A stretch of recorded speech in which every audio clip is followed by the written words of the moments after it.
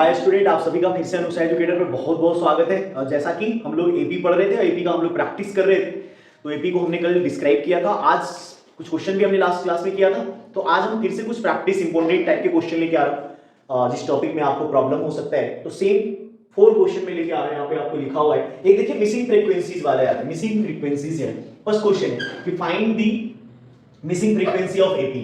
तो आप देखेंगे यहाँ पे कि मिसिंग फ्रीक्वेंसी यहाँ पे 2 है और ब्लैंक और 6।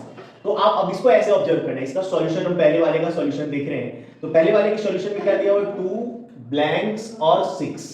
तो आप देखिए ये क्या हमारा फर्स्ट टर्म, ये सेकंड टर्म और ये थर्ड टर्म। तो देखिए फर्स्ट टर्म कितना हो गया, हमने जैसा कि पढ़ा है कितना हो गया 2। सेकंड टर्म हमें क्या करना है, निकालना है। और थर्ड टर्म हमारा क्या दिया हुआ है, थर्ड टर्म हमारा दिया हुआ है 6। थर्ड टर्म को हम क्या लिखते हैं, थर्ड टर्म को लिखते हैं a + 2d और a + 2d = 6। और a की वैल्यू ऑलरेडी हमें गिवन है कितना 2, तो हम 2 यहां पे प्लेस करेंगे, 2d = 6। और यहां से 2d और ये उधर जाएगा तो क्या हो जाएगा -6 - 2, सो 2d = 4 and d = 4 divided by 2 = 2। तो d की वैल्यू 2 आ गई।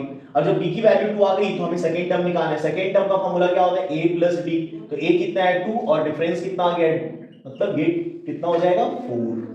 तो इस तरह से हमारा मिसिंग फ्रीक्वेंसीज के क्वेश्चन होते हैं। मिसिंग वाला है, एक मिसिंग वाला और है हमारे पास यहां पे। तो इसमें आप देखेंगे कि क्या है दिया हुआ 3 - 1 फिर मिसिंग और 9 और 13 और फिर से मिसिंग है। तो अब इसे काउंट करें 1 2 3 4 5 6, मतलब फर्स्ट टर्म 3 और निकालना कौन सा है, first second third. Third term हमें निकालने हैं, तो थर्ड टर्म हो गया, ये हमें फाइंड आउट करना है। 4 5 6 और ये सिक्स्थ टर्म भी हमें क्या करना है, फाइंड आउट करना है। आप देखेंगे तो डी भी हमें यहाँ पे मिल रहा है, क्योंकि ये क्या है फर्स्ट टर्म सेकंड टर्म दिया हुआ है, ए दिया हुआ है। तो डी भी हमें मिल जाएगा -1 और -3, मतलब -4। तो डी भी हमें यहाँ से मिला हुआ है। तो अब देखिए तो बिल्कुल इजी हो गया। थर्ड टर्म निकालने के लिए हम लोग क्या करते हैं, a + 2d। तो a + 2d और a + 2d मतलब a की वैल्यू 3 हमारे पास और d की वैल्यू -4 है। यहां से क्या आ जाएगा हमारा थर्ड टर्म, सॉरी 2 से मल्टीप्लाई करेंगे इसी, a + 2d means +2 * -4, so 3 - 8 that is -5। तो ये कितना हो जाएगा -5। उसी तरह से ये सिक्स्थ वाले टर्म हम आसानी से निकाल सकते हैं। तो a6 मतलब क्या हो जाएगा a + 5d और मतलब a की वैल्यू कितनी है 3 + 5 * -4, 3 और ये क्या हो गया -20 मींस की -17, ये -17। तो ये मिसिंग टर्म था। इस तरह के मिसिंग टर्म आते तो आपको कुछ नहीं करना है, ए बी जो भी दिया हो उसके अकॉर्डिंग आप इसको फाइंड आउट कर सकते हैं। तो ये हमारा क्लियर हो जाएगा यहां से, ठीक है। अब आते हैं हम लोग सेकंड क्वेश्चन। सेकंड क्वेश्चन हमारा क्या लिखा हुआ है, सेकंड क्वेश्चन करेंगे determine the 10th term from the end of an AP. देखिए बड़ा आसान सा क्वेश्चन, इसके तो दो तीन तरीके से कर सकते हैं। मैं आपको इसका एक शॉर्टकट ट्रिक बता रहा हूं, बड़ा आसान सा फार्मूला लेके आया हूं और आपको ये बता रहा हूं मैं कि 10th term from the last निकालना है। मतलब आपके पास जो सेकंड क्वेश्चन है, सेकंड क्वेश्चन का जो सॉल्यूशन है वो क्या है, हमारा एपी दिया हुआ है 4 9 14 डॉट डॉट, लास्ट टर्म जो है आपका कितना दिया हुआ है 254। करें कि लास्ट से इधर से 10वां टर्म, इधर से नहीं इधर से, तो इधर से 10वां टर्म के लिए आसान सा फार्मूला होता है आपका, ठीक है, 10th टर्म फ्रॉम लास्ट या एंड लिख सकते हैं, एंड से। तो इसका देखो फार्मूला होता है, क्या होता है l - n - 1d। सिंपल सा टर्म होता है l - n - 1d। l मतलब जो आपका लास्ट टर्म है 254, n का मतलब जो लास्ट से 10वां निकालना है, यहाँ पे 10 - 1 और d की वैल्यू यहाँ से d आप देख लीजिए कितना हो रहा है 5 का डिफरेंस आ रहा है, तो 5 हम पुट कर देंगे यहाँ से 254 और माइनस का यहाँ से 9 × 5 45, 254 और माइनस का 45 कितना हो जाएगा यहाँ से 14 14 में से 9 - 5 माइनस करेंगे तो 9 और ये बच गया 4 में से 4 गया 0 और ये 209। तो ये 209 जो हमारा क्या है लास्ट से 10वां टर्म 209 होगा। एक तो ये तरीका हो गया, सिंपल सा फार्मूला हो गया, ये आप लगा सकते हैं। लेकिन अगर इसको दूसरे तरीके से आपको करना है तो वो भी कर सकते हैं। एक तरीका ये मैं बताता हूं कि एपी को यहां आप उलट दो, तो आप अगर उल्टा लिखोगे एपी तो क्या हो जाएगा 254 और उससे पहले वाला, तो उससे पहले वाला क्या है 5 का डिफरेंस आ रहा है, तो ये क्या हो जाएगा 249। फिर उसके बाद इसी तरह से जो आपका क्या हो जाएगा 14 9 और 4 ये लास्ट टर्म बन जाएगा। तो इस तरीके से अगर एपी को हमने उल्टा तो लिख सकते हैं एपी को। तो अब इधर से हम 10वां टर्म निकाल लेते हैं, इधर से 10वां टर्म क्या हो जाएगा 10th टर्म a10 बराबर a प्लस 10th टर्म को 9d लिखते हैं हम लोग, तो ठीक है a टर्म यहाँ पे a क्या करेंगे हम लोग 254 लिखेंगे और प्लस 9, तो 9 हो गया और d कितना हो रहा है इसका माइनस का क्योंकि माइनस का देखो डी यहाँ प्लस का आ रहा है, उल्टा लिखेंगे तो क्या होगा डी माइनस का 5 आ जाएगा। अब उसके अकॉर्डिंग सेम चीज देखो आ रहा है 254 और माइनस का 45 सेम 209 हो जाएगा। तो लास्ट से जो है टर्म हमने क्या किया 240, ये हमने 209 निकाल लिया। अब आते हैं हम लोग थर्ड क्वेश्चन में। थर्ड क्वेश्चन में क्या लिखा हुआ है, कह रहे हैं कि find the middle most term. Middle most term इस एपी का हमें निकालना है थर्ड क्वेश्चन का आंसर। तो देखिए एपी क्या दिया हुआ है 7 13 19 डॉट डॉट 241। तो ये देखिए मिडिल टर्म निकालना है। मिडिल टर्म पता है, मिडिल टर्म का मतलब क्या हो जाएगा n/2 आधा। तो इसके लिए क्या करना पड़ेगा, पहले हमें n फाइंड आउट करना होगा। तो n फाइंड आउट करने के लिए देखिए आपको a दिया हुआ है 7, d दिया हुआ है, d निकाल लेंगे कितने का डिफरेंस आ रहा है 6 का डिफरेंस है। लास्ट टर्म आपको दिया हुआ है 241। अब ये लास्ट टर्म जो दिया हुआ है इसी का फार्मूला हम लोग यूज करते हैं an = a + n - 1 d। अब इसके अकॉर्डिंग n की जगह पे क्या रखेंगे 241, a की वैल्यू कितना है 7 और प्लस 7 + n - 1, n तो हमें पता नहीं है तो n - 1 और d हमने निकाल रखा है कितना 6।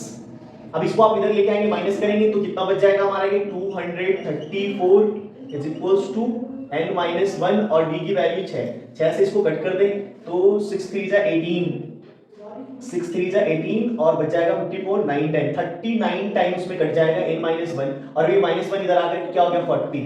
n का वैल्यू कितना आ रहा है 40, तो n का वैल्यू 40 आ रहा है, इसका मतलब मिडिल टर्म ऑफ देखिए ये चीज हमें याद रखना है। जैसे हम लोग इसमें स्टैटिस्टिक्स में पढ़ते हैं तो अगर इवेंट टाइम आ जाता है तो इवेंट टाइम जब आता है हमारा तो उसमें क्या होता है कि दो मिडिल टर्म बन जाएंगे आपका, है ना। जैसे मान लीजिए कि आपके पास क्या है 2 4 6 8 10 12 एक टर्म 2 3 4 5 6। अब इसका अगर मिडिल टर्म आप निकालेंगे तो 3 इधर हो गया 3 इधर हो गया तो मिडिल टर्म तो कुछ बचा ही नहीं।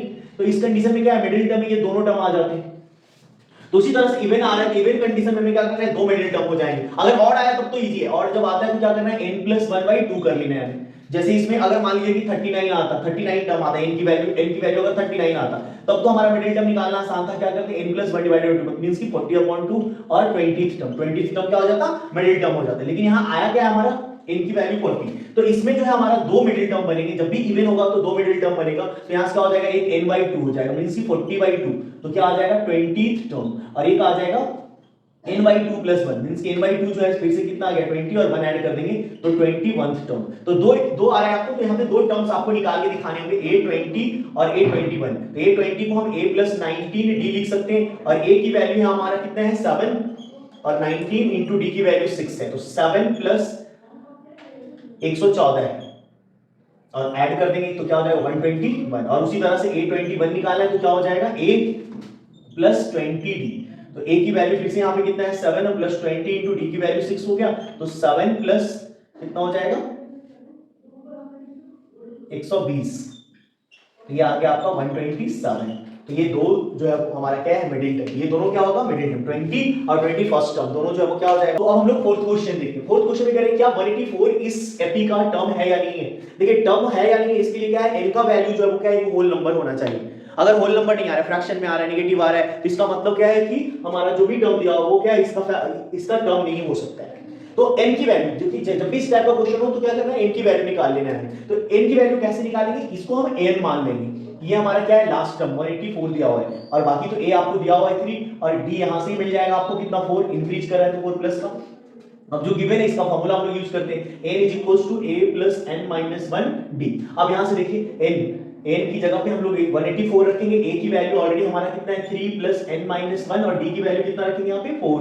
इसको आप इधर माइनस करोगे तो कितना हो जाएगा 181 = n - 1 4। आप इसको इधर लेके आओगे क्या हो जाएगा 181/4 जो कि डिवाइड नहीं हो रहा है, तो यहां से ही पता चल रहा है हमारा कि क्या है ये कंप्लीटली डिवाइड नहीं होगा। फिर भी आप इसको एक स्टेप और कर सकते हैं 181/4 और इधर लाके प्लस का 1 = n। अब इसका एलसीएम निकालेंगे तो 4 और ये हो जाएगा 181 प्लस का 4, दैट मींस क्या 185/4 = n। अब ये कंप्लीटली 4 का डिविजिबल तो है नहीं, तो ये फ्रैक्शन में आ रहा है इसलिए एक होल नंबर नहीं आ रहा है। जब ये एक होल नंबर नहीं आ रहा है तो इसका मतलब क्या होगा कि 184 जो वो क्या है इसका एपी का टर्म नहीं होगा। लेकिन अगर ये एक होल नंबर आता है एग्जैक्टली पूरा कट जाता तब क्या होता कि ये इसका टर्म हो जाता। तो ये चीजें हमें माइंड में रखना है। तो ये इस तरह के क्वेश्चन को आप प्रैक्टिस करें और भी क्वेश्चन ढूंढें अपनी बुक्स वगैरह में या कहीं और भी सैंपल पेपर्स कहीं से भी, और आप इसको और भी प्रैक्टिस करें ताकि आप इसको परफेक्ट बन सकते हैं। और अगर मेरा ये वीडियो आपको अच्छा लगता है तो लाइक सब्सक्राइब शेयर जरूर करें, अपने दोस्तों तक शेयर करें, जो स्टूडेंट्स कहीं नहीं पढ़ पा रहे हैं तो उनको शेयर करें ताकि जल्दी से एक जो आपका क्या है रिकैप हो जाएगा। तो और अगले क्लास में हम फिर से वीडियो लेके आएंगे जो हम डिफरेंट जो है तरह का एक या दो क्लास और हम लेके आएंगे जिसमें डिफरेंट और क्वेश्चन को हम प्रैक्टिस करके देख लेंगे, तो हमारा पूरा का पूरा डाउट क्लियर हो जाएगा। तो थैंक यू।